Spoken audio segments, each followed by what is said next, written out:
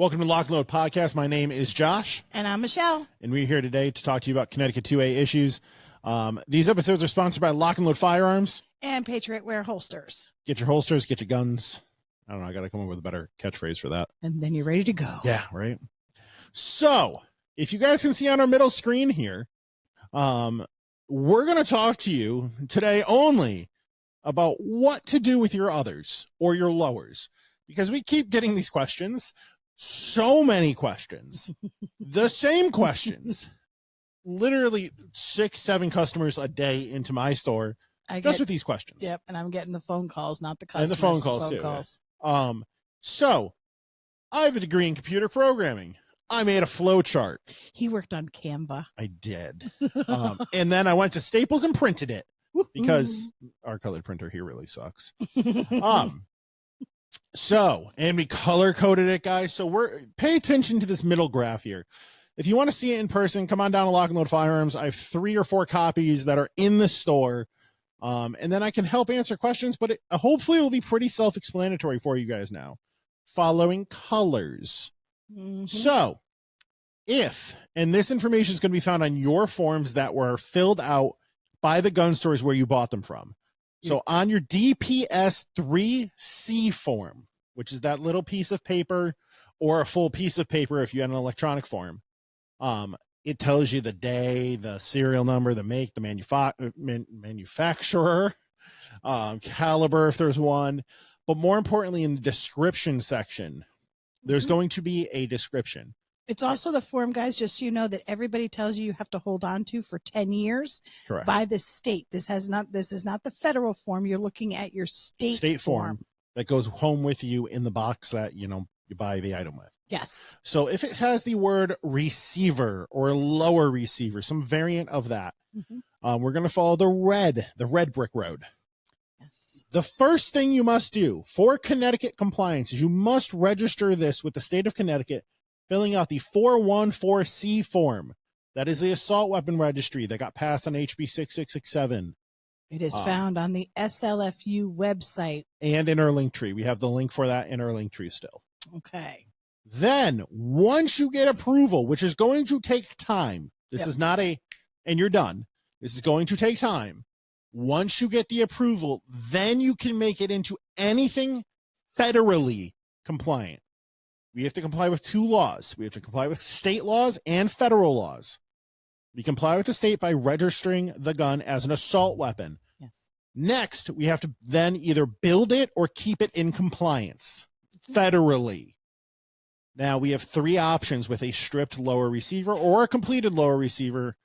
That's fine. If it have parts in it already, that's fine. And you don't need to, keep in mind, once you register this and you get your approval, you don't have to run out and build this into anything. You can just keep it a lower receiver if you choose to. But if you want to, come to Lock and Load Firearms at 1573 Meriden Waterbury Turnpike in Southington, Connecticut, and we'll help get that done for you. Ooh. Nice. That was a good sales pitch. That was awesome. But, because some people want to just hold on to them for a little while, but at the time that you choose to build it so that you can actually use it, then you must follow these 3 options for the lowers. Correct. First one is called an AR pistol. The pistol is any barrel length under 16 inches. So 15.999 inches and under without no brace or stock. So without a stock or brace. And you cannot have a vertical foregrip. Okay. That is an AR pistol. That is a federal definition for you. They're not fun to shoot, just so you know, out the gate. 9mm wouldn't be that bad. 308 is going to be horrible. I don't want to know about that. That's jamming a tube into your shoulder. Which you're not supposed to shoulder it. It's got to be shot from the technically, wrist. Yeah. So you really, with no pistol grip, no brace, you're shooting it like a regular handgun. Second option, option 2, a short barrel rifle registered with the ATF, paying a $200 tax stamp, filling out an E-Form 1 electronically through the ATF E-Forms website. You do that all yourself. You don't do that at a gun store. You will need fingerprints for that. We can help provide that at Lock and Load Firearms for you. We do fingerprints on an electronic copy, an EFT. It does cost money to do that, and we give it to you on a flash drive. And also a passport size photo. It doesn't have to be a literal passport photo. It has to be a passport size. And all that has to be done prior, again, to building it. Correct. So that is my little thing under there. So what an SBR is it is any length under, again, 16 inches, 15.999 inches, and under with a brace or stock. And that is a federal short barrel rifle. It does not have to have a vertical foregrip. It can, it cannot, doesn't matter at that point. But if you're going to put a stock on something that is under 16 inches or a brace on something that is under 16 inches, you must pay this $200 tax stamp if you did not get that free tax stamp. If you did do that and it stays in place, you have a free short barrel rifle. If the brace ruling goes away because it gets challenged in court and you lose, that is now not a free short barrel rifle. You have to go and repay a $200 tax stamp because on the bottom of that little form, as Michelle points out all the time, it says contingent. What does it say? Pursuant to the ATF Brace Rule 2023, which means only as long as that brace rule stays in effect. Yep. So as many people know or are hearing, here or there and the other, they hear about the brace rule. It is being challenged. It is being, heard about in court. It's been ping-ponging back and forth. Not ping-ponging, yes, ping-ponging. Bing bong, bing pong. As of right now, it is still in effect. So that brings me to my next question to Josh. Sure. So you said if they have a lower and they want to build an SBR, the brace rule's in effect, whereas you can't have a brace. You can have a brace. If you get it's what you can put it on. Okay, that's what I wanted to check. Again, like in Connecticut, you can have a suppressor. It's what you can put it on. Okay, I just wanted to double check. And the last option is an AR rifle, which is any length 16 inches or above, with a stake. See? With a stock or brace. No vertical foregrip is required again. Once it is deemed an assault weapon, that's it. It's an assault weapon. Correct. You can't make something more assaulty. Well, I really need to put that on a t-shirt. So I know, right? So far, the state might find a way, but right now, and that, by the way, is if you're following the green line. No, that's red. That's red. Oh, don't confuse that, red. Michelle. Oh, I'm sorry, I jumped ahead. I'm gonna have to bleep you. That is red. We're on red still. Don't bleep me. Now we're going to green. If you were sold, again, going on your DPS 3C form, what's called a pistol grip firearm that is known to you as a Connecticut other. Federally, it's called a pistol grip firearm. And it had a barrel length less than 16 inches. That will be written physically next to it on what's called barrel length. If it was under that, you then must A, register it with the state, completing a 414C form. B, get that approved. Meaning they will send you back or send you an approval. It should be the bottom portion or the top portion of that form. Correct. It's one of them. So just because you send it in doesn't mean you approved. Automatically have it. You have to wait for them to respond back to you. So, and then get that approved. And then we're following the green lines, the green options. You can make that into a short barrel rifle again, just like I said before. Anything under 15.99 inches or less with a brace or stock. You must pay a $200 tax stamp to the ATF using an electronic e-form 1. Your other option, again, is that AR rifle platform. You can either change out the barrel and make it into a 16-inch or greater. You can also pin and weld things. If you have a 14.5-inch barrel, you have a ton of options out there. Pinning and welding compensators will get you over 16 inches. If you have a 12.5-inch barrel or a 12.01 that's already pinned, you have less options. 12.5, you can get a fake suppressor. It is called a flash hider, a barrel extension. We did a ton of those, a ton of pinning and welding for those off the rip because that makes it then over 16. Pinning and welding is the key. High temp silver solder, while that is a legal way to barrel extend something for that, the companies that I know that do that, let's just be honest, they're not good at it. I have cracked more high temp silver solders than anyone should have. When they say permanently attached, it means permanently. So it's supposed to get up over 1,000 degrees for that silver solder to work, and they're not doing that because we tried to do that with an induction welder here, and it completely discolorizes everything. It cooks the metal. It glows red, and I still cracked that at about 120 foot-pounds. The other ones that I've gotten from other stores, I've cracked that at like 40 foot-pounds, which is nothing. At the end of the day, a barrel isn't all that much. Just get a 16-inch barrel, in my opinion. Or pinning and welding is typically cheaper. Okay. It does remove the threads, though. So if you ever want to add a can down the road, you're going to have to change your barrel. Right. On that, the last option is leaving it Connecticut compliant as an AR pistol grip firearm, which means simply remove the brace. Do not keep the brace in the same location.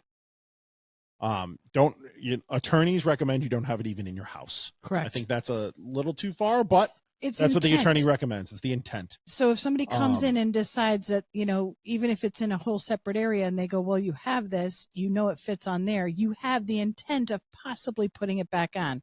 By removing it from your house completely, there's no intent. Now, you must keep that in Connecticut compliance with a vertical foregrip on there and a barrel length greater than 12.01 inches. Greater than 12. And the last option is the yellow option. If you were sold a pistol grip firearm on your DPS 3C form that had a barrel length greater than 16 inches, so 16 or greater, again, register it with the SLFU, complete the 414C form.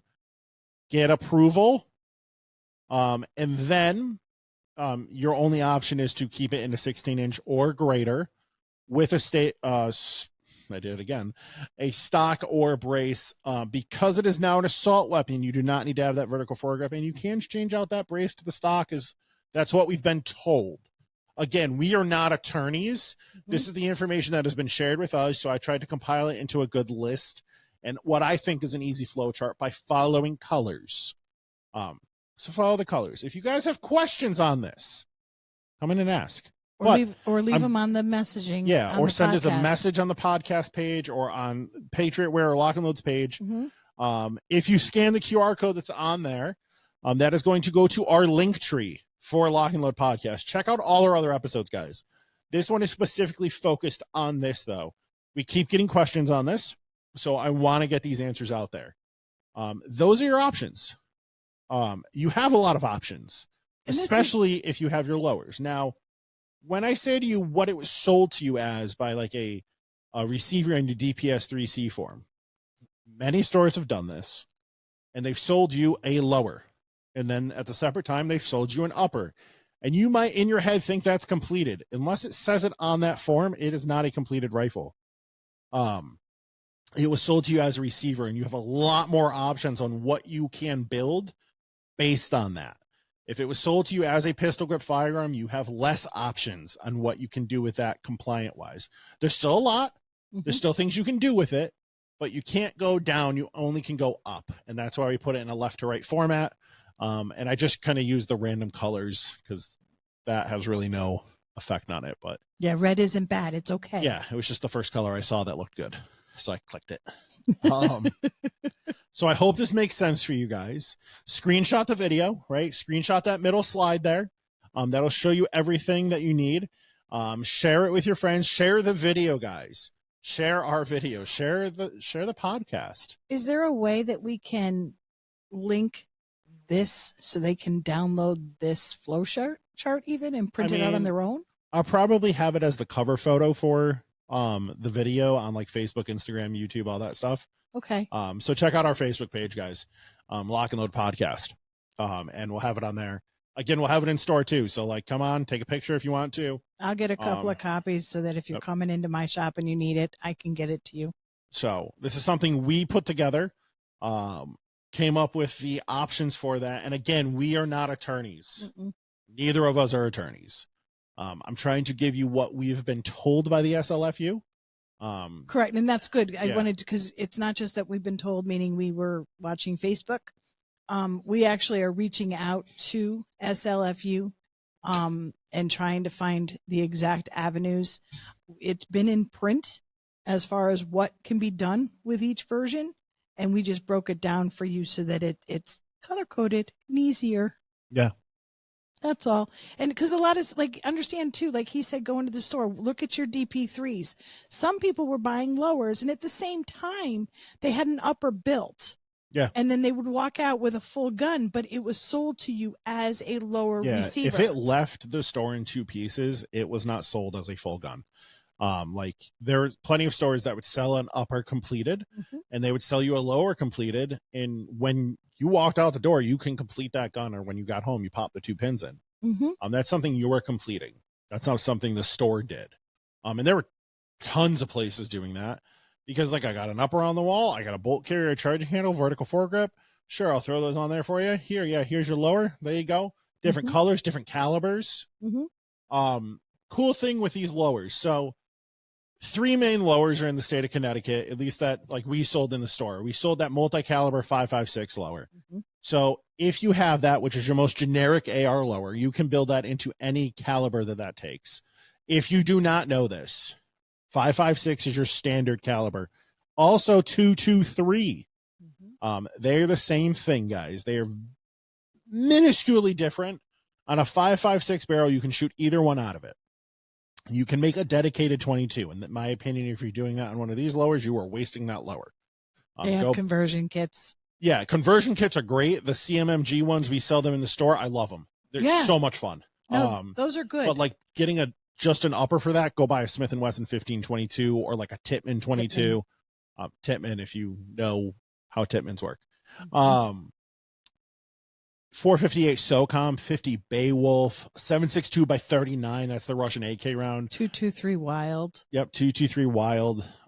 There's a whole bunch out there. 6.5 Krendel is the other 5.56 platform. Yeah. So those are your popular ones, and then you got oddball rounds out there, guys. Check those out. If you have an AR-10 lower, Aero Precision calls that an M5. That is for 308 or 6.5 Creedmoor. And I think the 8.6 blackout round that just came out also fits in that. That's not Michelle's area. And then your 9mm lowers, your EPC 9s, those you can make 9mm or 40 cal out of. It's the same magazine. 40 cal, you may have feed issues depending on the buffer and the weight system. 9mm from Aero is at least sold with a proper weight and buffer tube system. And then you get a dedicated 9mm upper. Now, in my opinion, that's something you should SBR, something or pistol, because an AR platform, pistol cal in a really short 9mm. Now that's cool. Even better on that, there's a company called CBC Industries. They're out of South Carolina. I used to use them for parts. And they make a micro conversion kit for your AR-9 lowers, and it's a stubby buffer tube. Really? Yeah. So I Does wonder. It cycle? Yeah. Really? Yeah. So I wonder how that. I think it's just big enough. Like that would take some tinkering to work. You should buy one. Well, I do have my AR-9. Well, you can't is buy SBR'd. Yeah, I can. Oh. Yeah. My AR-9 because it's just a tube. Yeah. The tube and the conversion for it. So I might try it out. Yeah. I wonder, see if it works. Does it only work on the Arrows, or does it work on any 9? Well, yeah, they sell their own 9s, which are very similar to the Arrows. Because I have an old. Yeah. I have a I'll new check Frontier. It out. I'll let you guys know. I also have a new Frontier. I forgot about that one. Uh-oh. I have a 40 caliber for that too. I just have the 9. Yeah. I don't want to be bothered with 40 cals. It's not my round of choice. I liked 40. I liked 45. I really wanted one at 45, but they couldn't get them to cycle right back then.